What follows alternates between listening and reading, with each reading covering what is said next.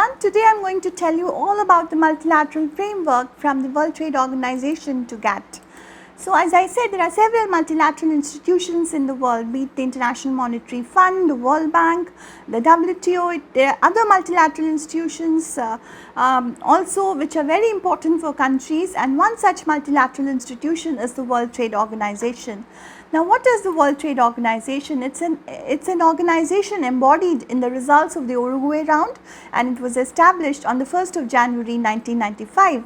The WTO has currently 164 member countries as on July 2016, and it has nearly 30 observer countries. Since it came into inception in the year 1995, nearly 36 countries have gained accession to the WTO. This only goes to show the popularity of the organization. So, many people say that the WTO has lost its efficacy, but it's really hard to believe that given the number of countries which are waiting to become members of the organization. As I said, there have been a huge number of accessions since the WTO came into existence in the year 1995.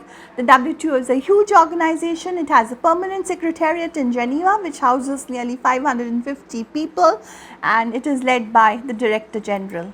Now, as I said, the WTO before it came into existence was called as the GATT, the General Agreements on Tariffs and Trade.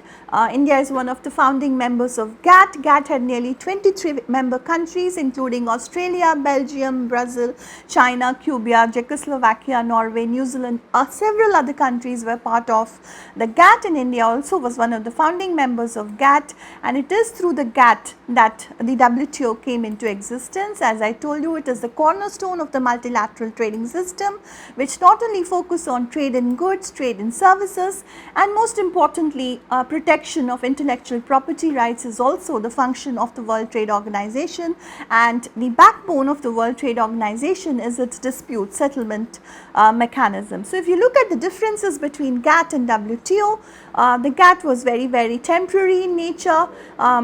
Basically, its rules are applicable to trade in goods only. It did not pertain to trade in services and other areas of trade. The dispute settlement system in the GATT was not so fast and automatic. The WTO is a far more recognized organization. It has a permanent secretariat, as I told you, in Geneva, and its dispute settlement mechanism above all is very fast and automatic. So, what are the objectives with which GATT the WTO was set up? Basically, to increase standards of living of people, to ensure full employment, expanding the production of trade in goods and services, seeking to protect and preserve the environment, and to secure access and more preferential access to less developed countries to other developed countries' markets. So, as far as possible in the WTO, the decisions are based on consensus. Nothing is agreed till everything is agreed. All the 164 member countries have to come to a consensus on a particular agreement, and every country has to cast its vote. So, it is done on the basis of one member, one vote. That is how decisions are taken in the WTO.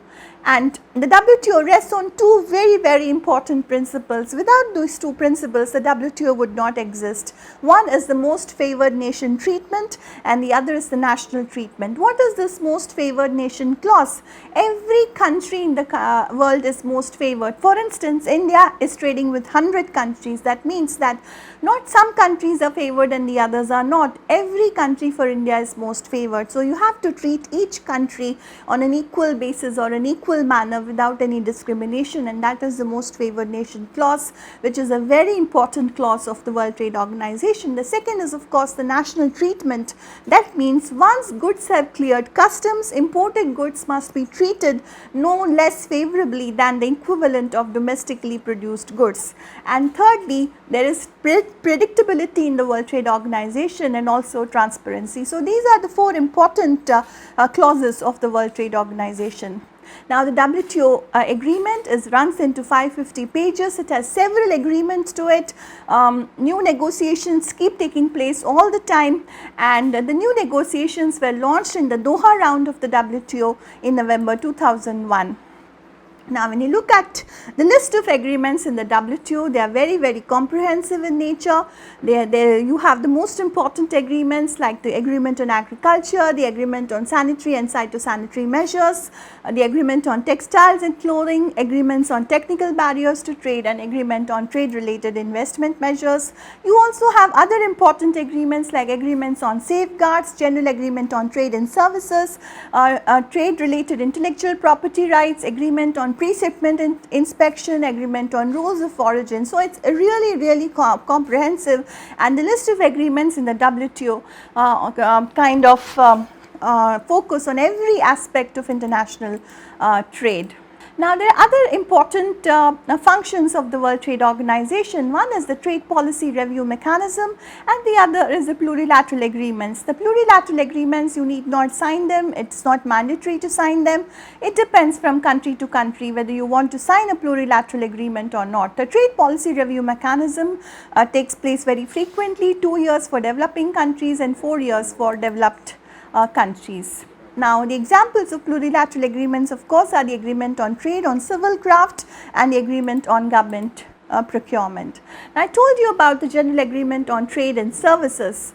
Now, there are 4 important aspects of the general agreement on trade and services. There are 4 modes of supply: mode 1, 2, 3, 4. Mode 1 is cross border supply, mode 2 is consumption abroad, mode 3 is commercial presence, and mode 4 is contemporary movement of natural persons. Now, all these 4 modes of supply are very important, and the 4 modes of supply of services include supply from the territory of one member country into the territory of another member country, that is cross border supply. Cross border movement of consumers to purchase that service is consumption abroad. You also can set up a plant or you can set up a medical facility in another country, that is commercial presence, and then is movement of natural persons, that is entry and temporary stay of foreign residents to supply a service, and that is you see very common in the case of India, where India's IT professionals are based all across the globe. So, apart from the general agreement on trade and services, an important agreement in the WTO is of course the trade related intellectual property rights. There are 7 forms of intellectual property rights which are very important. One is the patents, copyrights and related rights, trademarks, industrial designs, layout designs of integrated circuits, and geographical indications. For instance, in copyright, computer programming and data compilations are protected for 50 years, trademarks are protected for 7 years, and semiconductor layout designs can be protected for 10 years. As I told you, the cornerstone of the multilateral trading system is the dispute settlement mechanism between countries. Most countries have some issues with regard to trade, and the only forum where they can go to is the dispute settlement mechanism, which is not only fast but also automatic and tells countries how to follow the rules of the trade. Now, the WTO makes all its decisions through the ministerial conferences which are held every 2 years. So, these are the list of ministerial conferences that you see on your screen, and the last ministerial conference was held in Argentina in the year December 2017, and the next ministerial conference is slated to be in Kazakhstan. Now, it is very easy also to withdraw from the WTO. You just have to inform the Director General of the WTO, and the actual withdrawal will take place 6 months after the receipt of the notice. Now, as I said, the WTO is under threat because of the mushrooming of regional trading agreements. The efficacy of the World Trade Organization is being questioned on and off. The Doha round has not yielded results, and but it is only a matter of time before multilateral institutions led by the WTO regain their importance. Thank you very much.